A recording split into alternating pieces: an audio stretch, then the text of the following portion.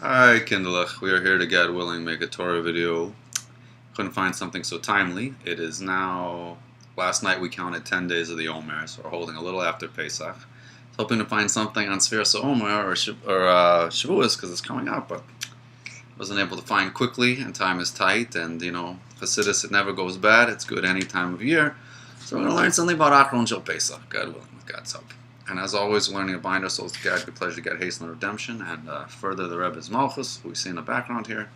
So see what we got. This is from Tufshin Chavchei, which is about 1975, dealing with Pesach, and let's see what we got.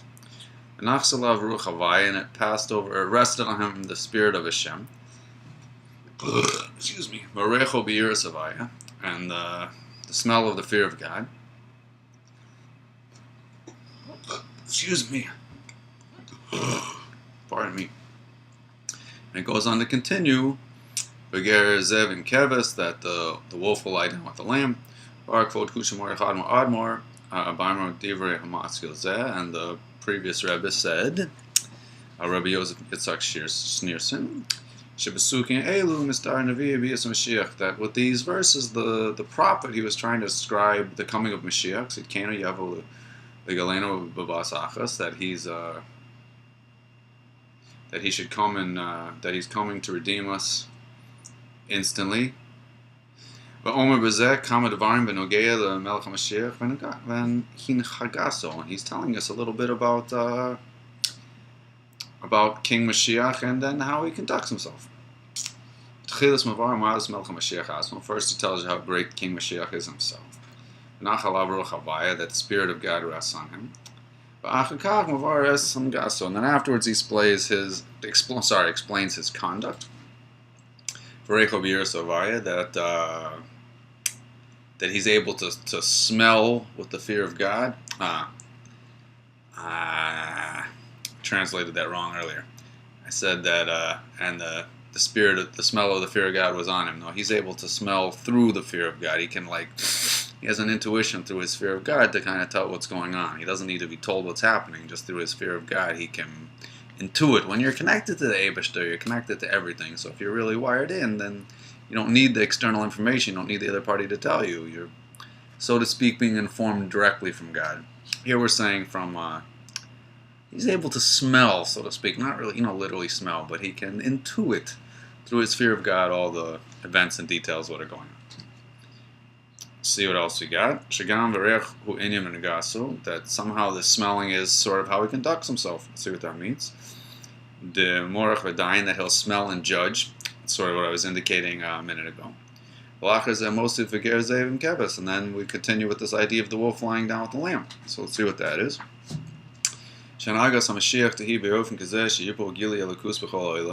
When you see a wolf lying down with a lamb, you know something's going on. You know the famous story about the museum in Eretz Yisrael. They had a Mashiach museum, so you could get a little taste of Mashiach to get ready for the ultimate redemption. And the best exhibit in the museum was they had a wolf lying down with the lamb. I mean, if the wolf lies down with the lamb, you see that there's something supernatural happening here. That's not natural. What normally happens.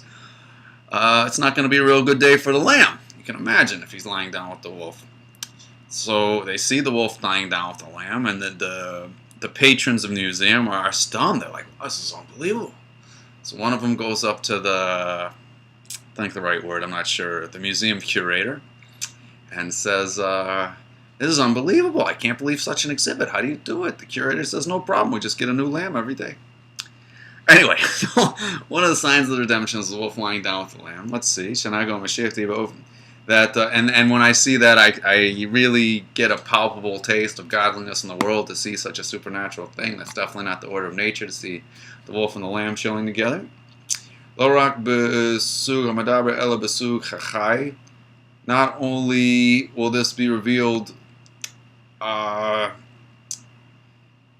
you might think Mashiach means that people will conduct themselves in a godly way, a supernatural way, if you will. But animals, they'll still act according to the rules of nature. It's to be the same. No, even the animals are going to sense the Messianic era and start to conduct themselves in a supernatural way and experience godliness.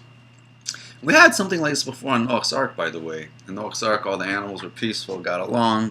They didn't even want to get off the Ark. Trapped in that Ark for a year, penned up. They didn't want to leave because the spirit of Mashiach was present. Anyway, see what else we got. Zev and Nemer, Rafilu Besug Hadomim, and even the rocks, even by something inanimate, apparently there will be a godly revelation, or you'll be able to tell something's different, see something godly that speaks the Messianic era. Let's see.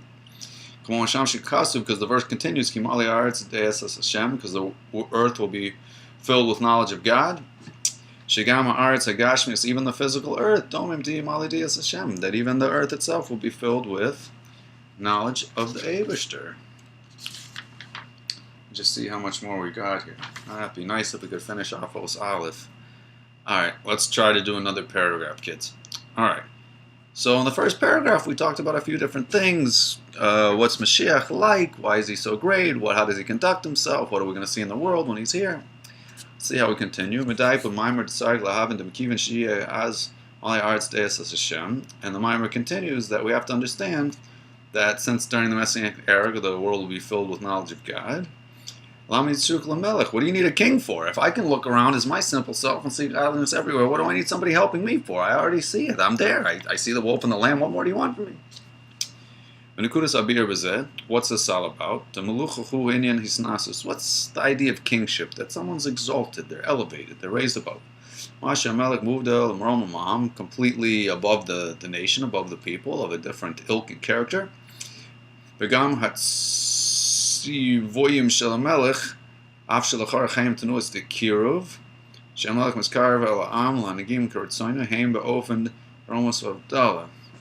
All right, I took an extra second to try to put it together. That also the commandments of the king, I think, even though seemingly they're in a way of drawing the people close, that the king brings the people close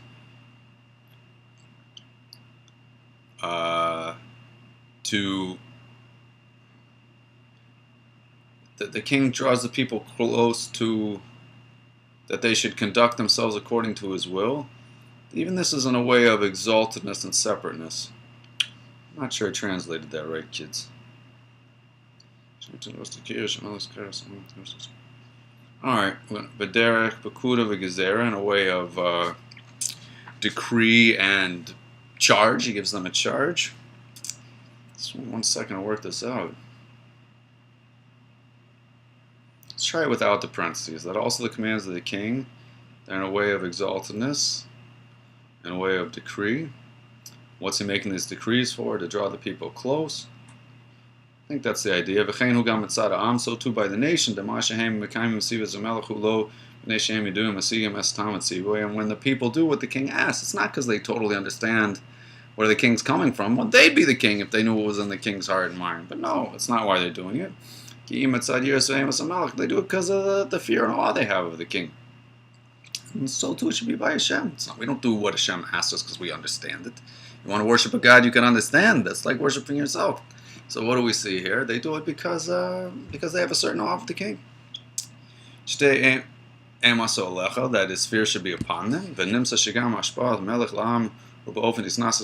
even the way the king himself, as he is compared to the regular people, he's exalted. But also the way he interacts with the people is in a certain exalted way. He gives them his charge and his directives, and they don't necessarily understand it, but they do it because of their awe of him.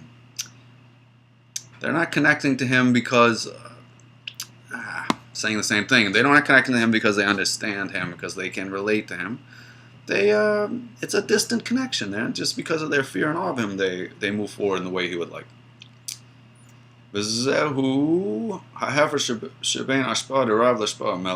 difference between the way a teacher influences student, between the way a king influences his people.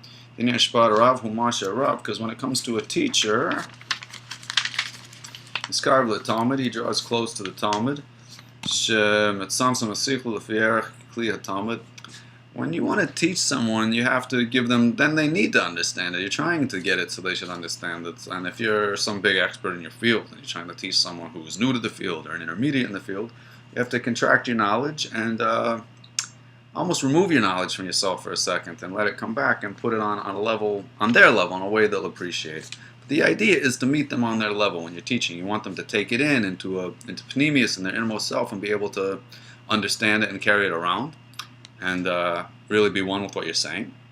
That the Talmud should that the student should understand. Not so by the king. When the king is giving his charges, it's definitely not according to the wisdom of the people. It's completely above and beyond what they might understand, and that's why he's the king. And why do they listen? Because they somehow they can recognize his greatness, even though they don't, understand him on their own level.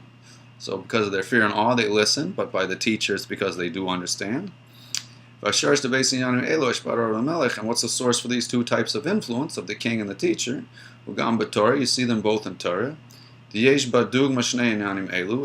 examples of both. There's parts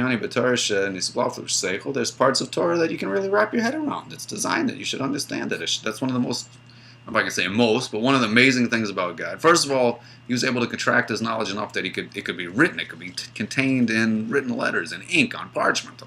God's knowledge in ink on parchment, it's unbelievable. Second of all, he brought it down enough that even we could understand it. It's gewaldic. It's unbelievable. Truly a miracle. And it shows on his great love for us and his humility that he should lower himself down to relate to us and how much Hashem wants to connect to us. And you really feel his love in that he gave you the Torah. He wants to be with you even on your level. The infinite God that's completely beyond you has, so to speak, dropped himself down so that you could get it. But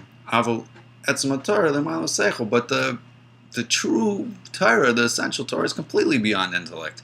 What you understand from the verse, that's very nice, but imagine the way God understands that verse initially, before he even wrote it down, before he contracted his mind, so to speak, his infinite mind, if I can use that word. Imagine the way God understands it on his terms. I mean, it's infinite, it's blown out of the box, you're not going to get it at all. And yet, nevertheless, the way he gets it compared to the way he gives it to you is an infinite distance between those two. There's no comparison. And yet, nevertheless, he brings it down for you. And we'll see the same in the future redemption, both these types of flavors of influence, like the teacher and the king. That's why Mashiach is called both a king and a teacher. That in addition to Mashiach teaching Torah to all the Yidden,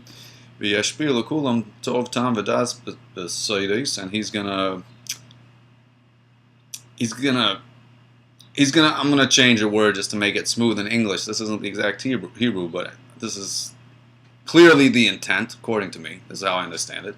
That he'll teach the people very well the reasons and the knowledge behind the secrets of God, in terms of the inner dimension of Torah.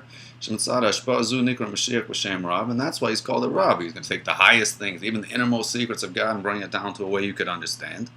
That's one level, on the level of teacher. So he'll have that. But imagine the way Mashiach understands this compared to the way he's explaining to you. It's an infinite distance. I mean, imagine the way the Rebbe understood this Sikha, what he had in mind before he ever started to write it down, and how close he was feeling to God and what was going through his mind. Oh, we got to connect to the Rebbe, people. And the Rebbe's still here. He's running the world. And if you're a simple person, that's all you can only what you see is what you get. You can only relate to what your eyes see. You do see Lubavitch growing. You see the Rebbe's influence increasing in the world. You can't find me another movement in history where the leader was to any degree concealed and the movement didn't more or less instantly die. And Lubavitch is growing and thriving, getting stronger. So the Rebbe is clearly here with us. The children that are, look at all the Lubavitchers never met the Rebbe. They still go out there and spread his teachings. That's unbelievable. But, Hashem did us a wonderful tova to put the Rebbeim in the world and give us a chance to connect to them and ride high. And a little bit of Rebbe goes a lot farther than a lot of us. So just grab onto the Rebbe's coattails and he'll carry you the rest of the way. He'll do it for you. But what we're saying here, that was all for me. What we're saying here is the way the Rebbe understood this discourse before he wrote it down so that you and I could get it. Now it's on a level we can understand.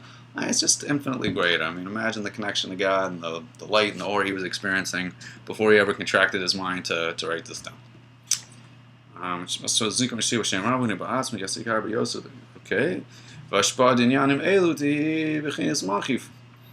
And that, nevertheless, even though there is this aspect of the way the Rebbe understands the Sikha or the Maimer that's completely beyond us, you still get a little of it through the Maimer and the Sikha in a way of, in a transcendent way. You know, the knowledge of the Maimer, what we're giving over now, this we can understand and take and carry in a panemius, take it inside of us, and even then maybe someday go teach someone else. So you see that you really have received what the Rebbe was trying to say, because you're able to carry it on to another person and march it on down the road. But there's still something you're getting from the Rebbe even right now it's in a removed way, it's in a transcendent way. Even that's coming through a little. So you're getting both the transcendent and the panemius. You're getting both the king aspect and the teacher aspect. Nice little double package there. It's wonderful to receive both. Thank you, Rebbe. See what else we got. And the Rebbe says we could add Al Pi Yedua Shalima the Torah to Mashiach, Shalima is Kol Am, this idea of Mashiach teaching everyone. You've opened the Raya Shalamaylam Asaga. Move on Mazed, and I'm going to continue to go so I know how to put this thought together with God's help, God willing.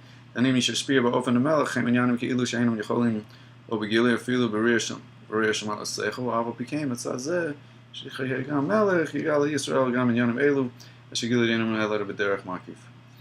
It's talking about how we're able to receive this influence that's completely beyond us. I'd like to say it a little clearer, put it together. We're a little tight on time. It says seemingly we could add that since Mashiach teaches everybody, it'll be in a way of seeing that's higher than understanding, because you're getting something beyond your understanding. It's understood from this that the things that the King gives to us, they're in a similar way, that they can't come into a completely revealed state where we can take it into panemius and totally understand it. And it's even higher than the seeing that's beyond seichel. Even when you see in a way beyond seichel, it's still kind of on your level. You get it. You can't understand it. You still sort of get it in a sense of seeing beyond knowledge. Sometimes I don't know what the right word is, but you could intuit it. You could feel it. You have a sense of it. There's part of it that you are experiencing. But what the King is giving is even beyond this beyond understanding level. And nevertheless, on account of this, Mashiach, he's also a king. He'll reveal these type of things to the Yidden, but he'll reveal them in a transcendent way. So we're getting, apparently, what I understand, I hope this is right, we're getting three different things from the King or from Mashiach. First of all, he brings his infinite knowledge down to a way we can understand it. That's humble and great, and a lot of love that he would lower himself down to connect to grubbies like us. Second of all, he's giving us something in a way where we can kind of feel it a little. I can't totally get it, but I can intuit it. It's like in a way of seeing that's beyond knowledge. So I'm getting on my level a little, but still a little beyond. And last but not least, he's giving us a little bit of a transcendent level that I guess we just don't get at all. I think maybe what we were saying earlier, I might have to change what I said. I think earlier what I was describing is the seeing beyond seichel, that you're getting in a transcendent way and sensing his exaltedness. But I think possibly now we're saying he's giving us something that's completely beyond our senses, completely beyond anything we could not only wrap our head around, but something we could intuit, something we could kind of feel. It's giving us a certain energy that we don't even know about. We don't even understand it's here or have any idea it's happening. And nevertheless, that's the highest energy of all that he's giving. And it's coming into us and it's affecting us. It's like he's working on us behind the scenes in ways that are well beyond. I don't know if you could say, maybe as a modern example, working on our subconscious, working on our unconscious. So he's giving us three styles of influence. Things we can understand, things, I'm going to say things we can intuit, things we can get, a little bit, and then things that are just completely beyond and we might even be aware are happening. So let's connect to the King and have Mashiach now.